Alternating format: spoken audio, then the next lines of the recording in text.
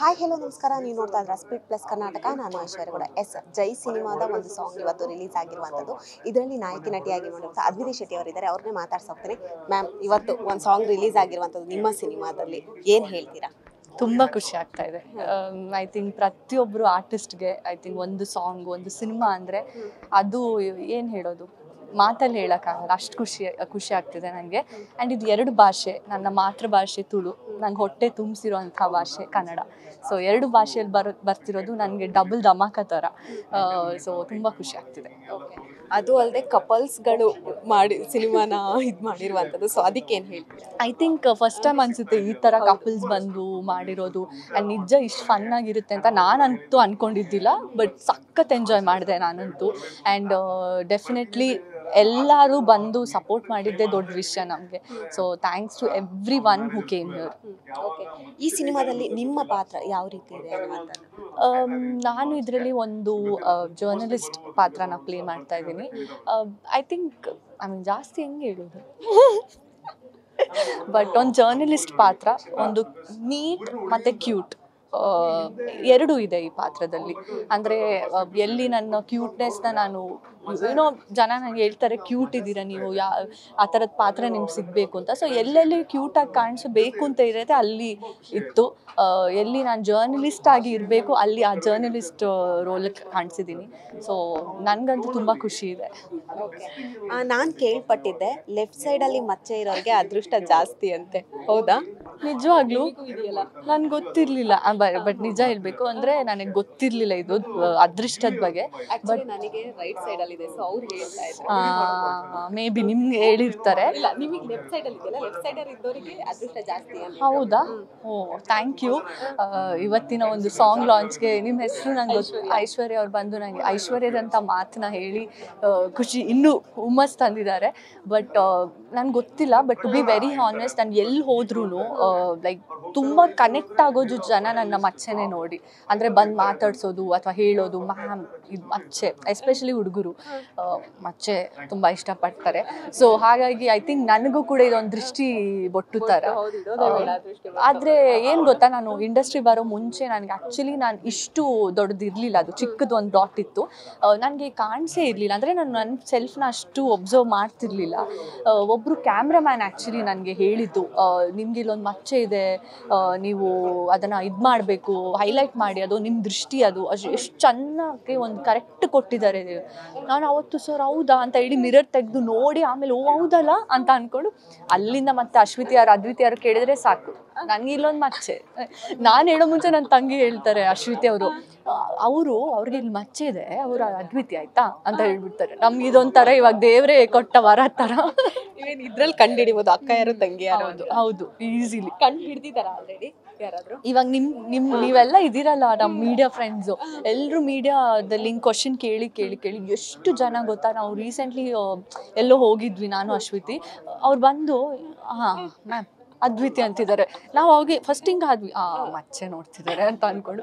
ಅದು ಇವಾಗ ವೈರಲ್ ಆಗಿಬಿಟ್ಟಿದೆ, ಮೋಸ್ಟ್ ಆಫ್ ದೆಮ್ ಗೊತ್ತಾಗ್ಬಿಟ್ಟಿದೆ. ಸೊ ನಮ್ಗೆ ಸೇಫ್ ಅಪ್ಪ, ಪದೇ ಹೇಳೋಕ್ಕಿಲ್ಲ ನಾನು ಅದ್ವಿತಿ ಈವನ್ ಕೆಲವೊಬ್ಬೊಬ್ರು ಕನ್ಫ್ಯೂಸ್ ಆಗ್ತಾರೆ, ನಿಮ್ಮನ್ನ ಅಶ್ವಿತಿ ಅನ್ಕೋತಾರೆ. ಈ ಮಚ್ಚೆದು ಓಕೆ, ಕೆಲವೊಬ್ರಿಗೆ ಗೊತ್ತಿರಲ್ವಲ್ಲ, ಸೊ ಅಶ್ವಿತಿ ಅನ್ಕೊಂಡು ಅದ್ವಿತಿ ಅನ್ಕೊಂಡು ಹಂಗೆ ಮಾತಾಡ್ಸಿದ್ಯಾ ಅಭಿಮಾನಿಗಳು? ಅಯ್ಯೋ, ಅದು ನಮ್ಮದು ರೆಗ್ಯುಲರ್ ಬೇಸ್. ಇವಾಗ ನಾನು ಜೈ ಸಿನಿಮಾ ಬರ್ತಿದೆ, ಕೆಲವರು ಅವ್ರಿಗೆ ಹೋಗ್ಬಿಟ್ಟು ಹೇಳ್ತಿದ್ದಾರೆ ಮ್ಯಾಮ್ ಜೈ ಸಿನಿಮಾಗೆ ಆಲ್ ದ ಬೆಸ್ಟ್ ಅಂತ. ಬಟ್ ಅವರು ಹೇಳ್ತಾರೆ, ನೀನು ಇಷ್ಟು ಹಾರ್ಡ್ ವರ್ಕಿಂಗ್ ಇದ್ದಾಗ ನಿನಗೆ ಅದು ಕ್ರೆಡಿಟ್ಸ್ ಬರಬೇಕು ಅಂತ. ಸೊ ನಮ್ಮಿಬ್ರಲ್ಲಿ ಅದು ಅನ್ಯೋನ್ಯತೆ ತುಂಬ ಇದೆ. ಸೊ ಅವ್ರು ಹೇಳ್ಬಿಡ್ತಾರೆ, ನಾನಲ್ಲಪ್ಪ ಅದು ನನ್ನ ಸಿಸ್ಟರ್ದು ಅಂತ. ಸೊ ಅದು ಕನ್ಫ್ಯೂಷನ್ದು ಬಿಡಿ, ಅದು ಕತೆ ನೀವು ಒಂದು ಚಿಟ್ಚಾಟು ಸಪ್ರೇಟ್ ಮಾಡಬೇಕು. ಬಟ್ ನೀವು ಇಂಟರ್ವ್ಯೂಗೆ ಸಿಗಲ್ವಲ್ಲ? ಸಿಗಲ್ಲ ಅಂತಲ್ಲ, ನಿಮ್ಗೆ ಗೊತ್ತು ನಾನು ಹೆಂಗಂದರೆ, ನಾನು ಎಷ್ಟೇ ಬ್ಯುಸಿ ಇದ್ರೂ ಯಾರೇ ಕಾಲ್ ಮಾಡಿದ್ರು ಪಿಕ್ ಮಾಡ್ತೀನಿ ಅಥವಾ ರಿಪ್ಲೈ ಮಾಡ್ತೀನಿ ಮೆಸೇಜಸ್ಗೆ. ಬಟ್ ಟು ಬಿ ಹಾನೆಸ್ಟ್, ದೇವ್ರ ದಯದಿಂದ ನಾನು ನಿಮ್ಗೆ ಗೊತ್ತಿರ್ಬೋದು, ತಮಿಳ್ ಸಿನಿಮಾ ಮತ್ತು ಇನ್ನೊಂದು ತುಳು ಸಿನಿಮಾನು ಶೂಟಿಂಗಲ್ಲಿದ್ದೆ. ಮತ್ತು ಅಲ್ಲಿ ಇಲ್ಲಿ ಇವೆಂಟ್ಸ್ಗಳಿಗೆ ತುಂಬ ಟ್ರಾವೆಲ್ ಮಾಡ್ತಾ ಇದ್ದೆ. ಹಾಗಾಗಿ ನಂಗೆ ಟೈಮ್ ಕೊಡೋದಕ್ಕೆ ಯಾರಿಗೂ ಆಗಿಲ್ಲ. ಬಟ್ ಇವಾಗ ನೋಡಿ ಇಲ್ಲಿ ಸಿಗ್ತಾ ಇದ್ದೀನಿ, ಚೆನ್ನಾಗಿ ಮಾಡಿ. ಮ್ಯಾಮ್ ಇವನ್ ಏನಾಗಿದೆ ಗೊತ್ತಾ, ಕೆಲವೊಬ್ರು ನೀವು ಅವಾಗಲೇ ಹೇಳಿದ್ರಿ ಚಿಕ್ಕದಾಗಿತ್ತು ಈಗ ದೊಡ್ಡ ಆಗಿದೆ ಅಂತ. ಈ ಹಿಂದೆ ಎಲ್ಲ ಪೂಜಾ ಗಾಂಧಿ ಅವ್ರದ್ದೆಲ್ಲ ದೊಡ್ಡದಾಗಿದ್ದ ಆಪರೇಷನ್ ಮಾಡಿಸಿ ತೆಗ್ಸಿದ್ರು. ನಿಮ್ದೇನಾದ್ರೂ ಮಾಡುವಂತ ಪ್ರಯತ್ನ ಇದೆಯಾ? ಹಾ, ಮಚ್ಚೆಯನ್ನ ಹಂಗೆಲ್ಲ ಮಾಡ್ತಾರೆ. ಆಕ್ಚುಲಿ ನಂಗೆ ಇಲ್ಲೂ ಒಂದಿದೆ, ಕಾಲೇಜಲ್ಲಿ ಇದ್ದಾಗ ಬಂದಿದ್ದು ಕಣ್ಮೇಲೇನೂ ಇದೆ. ಕಣ್ಮೇಲೆದು ನಂಗೆ ತುಂಬಾ ಜನ ಹೇಳಿದ್ರು ಅದು ಲಕ್ ಅಂತ ಹೇಳ್ಬಿಟ್ಟು, ನಂಗೆ ಗೊತ್ತಿಲ್ಲ ಏನು ಅಂತ. ಮೂಗಿದ್ಲಿದೆ ಲಕ್ ಅಂತ ಹೇಳಿದ್ರು. ಇವತ್ತು ಇವರು ಬಂದು ಇದು ಅದೃಷ್ಟ ಅಂತಂದ್ರು. ಬಟ್ ನಿಜ, ನಾನು ಯಾವುದೇ YONO skin cosmetic related against. Because ನನ್ನ ಪ್ರಕಾರ ದೇವರು ನಮ್ಮನ್ನು ಸೃಷ್ಟಿ ಮಾಡಿದ್ದಾರೆ ಅಂದರೆ ಅದನ್ನು ನಾವು ತುಂಬ ಸ್ವೀಕಾರ ಮಾಡಬೇಕು. ಯಾಕಂದರೆ ನಾನು ಮುಂಚೆ ತುಂಬ ತಿನ್ನಿದ್ದೆ, ನಾನು ಸಣ್ಣ ಇದ್ದೆ.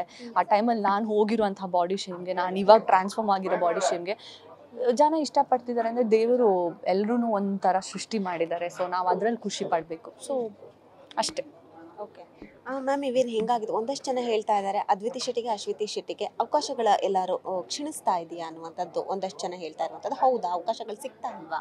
ಇಲ್ಲ, ನನಗೆ 2023 ಅಪ್ಪ ತೀರ್ಕೊಂಡ್ರು. ಸೊ ನಾನು ನನ್ನದೇ ಮೆಂಟಲ್ ಬ್ರೇಕ್ ಡೌನಲ್ಲಿದ್ದೆ, ಟ್ರಾಮಾದಲ್ಲಿದ್ದೆ. ನಾನು ಯಾವುದೇ ಇದರಲ್ಲೂ ನನಗೆ ಆಸಕ್ತಿ ಇರಲಿಲ್ಲ. ಬಟ್ ಅದಾದಮೇಲೆ ಏನಿತ್ತು, ನನಗೆ ಸಿನಿಮಾಗಳು ಬಂತು. ಜೈ ಆಗಲಿ, ಇನ್ನೊಂದು ತಮಿಳ್, ಇನ್ನೊಂದು ತುಳು ನಾನು ಮಾಡ್ತಾಯಿದ್ದೀನಿ. ಕನ್ನಡ ಸ್ಕ್ರಿಪ್ಟ್ಸ್ ಕೂಡ ಕೇಳ್ತಾ ಇದ್ದೀನಿ. ಒಂದು ಬೆಸ್ಟ್ ಕಮ್ ಬ್ಯಾಕ್ ಮಾಡ್ಬೇಕು ನಾನು ಕನ್ನಡದಲ್ಲಿ. ಅದನ್ನು ನಾನು ಕಾಯ್ತಾ ಇದ್ದೀನಿ ಅಷ್ಟೇ.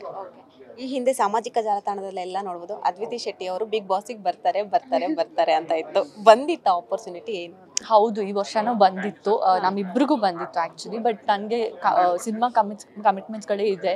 ಆ್ಯಂಡ್ ನಮ್ಮನ್ನು ನಂಬ್ಕೊಂಡು ಸಿನಿಮಾದಲ್ಲಿ ನಮ್ಮನ್ನು ಹಾಕಿರ್ತಾರೆ. ನಾವು ಪ್ರಮೋಷನ್ಸ್ಗೆ ಇಲ್ಲ ಅಂದರೆ ಅದು ತುಂಬ ತಪ್ಪಾಗ್ಬಿಡುತ್ತೆ. ಸೊ ಹಾಗಾಗಿ ನಾನು ಇಲ್ಲ, ಆಗಲ್ಲ ಅಂತ ಅಂದೆ. ಸೊ ಅಷ್ಟೇ ಕಾರಣ. ಕೊನೆಯದಾಗಿ ನಿಮ್ಮ ಬ್ಯೂಟಿ ಟಿಪ್ಸ್ ಬಗ್ಗೆ ಒಂದು ಲೈನಲ್ಲಿ ಹೇಳೋದು? ಬ್ಯೂಟಿ ಟಿಪ್ಸಾ? ನನ್ನ ಪ್ರಕಾರ ನಿಮ್ಮನ್ನು ನೀವು ಇಷ್ಟಪಡಿ, ಬೇರೆ ಯಾರು ಏನಾದರೂ ಹೇಳ್ಕೊಳ್ಳಿ, ಪಾಸಿಟಿವ್ ಆಗಿರಿ, ಮುಂದೆ ಹೋಗ್ತಾ ಇರಿ. ಅಷ್ಟು ಒಳ್ಳೇದಾಗಲಿ. Thank you so much. Thank you. ಕೊನೆಯದಾಗಿ ಜೈ ಸಿನಿಮಾದ ಬಗ್ಗೆ ವೀಕ್ಷಕರಿಗೆ ಏನು ಹೇಳಕ್ಕೆ? ಜೈ ಸಿನಿಮಾ ಜಾಸ್ತಿ ಹೇಳೋದಕ್ಕೆ ಬೇಡ. ಎಲ್ಲ ಸಿನಿಮಾ ಥರ ನಾವು ಕೂಡ ಎಫರ್ಟ್ಸ್ ಹಾಕಿ ಶ್ರಮದಿಂದ ಈ ಸಿನಿಮಾನ ಮಾಡಿದ್ದೀವಿ. ಒಂದು political drama with comedy and love ಅಂತ ಹೇಳ್ಬೋದು. ಸೊ ಅದನ್ನು ನೋಡಿ ನೀವೆಲ್ಲರೂ ನಮ್ಮೆಲ್ಲರಿಗೂ ಸಪೋರ್ಟ್ ಮಾಡಿ. ಇನ್ನಷ್ಟು ಸಿನಿಮಾಗಳು ಸಿಗೋದಕ್ಕೆ ನೀವೆಲ್ಲ ಸಿನಿಮಾ ನೋಡಿದರೆ ನಮಗೆ ಸಪೋರ್ಟ್ ಆಗುತ್ತೆ. Thank you so much. Thank you. Yes, ನೋಡಿದ್ರಲ್ಲ ವೀಕ್ಷಕರೇ, ಇದಿಷ್ಟು ಅದ್ವಿತಿ ಶೆಟ್ಟಿ ಅವರ ಮಾತಾಗಿತ್ತು. ಕ್ಯಾಮ್ರಾ ಪರ್ಸನ್ ಮಹೇಶ್ ಜೊತೆ ಐಶ್ವರ್ಯ ಗೌಡ, ಸ್ಪೀಡ್ ಪ್ಲಸ್ ಕರ್ನಾಟಕ, ಬೆಂಗಳೂರು.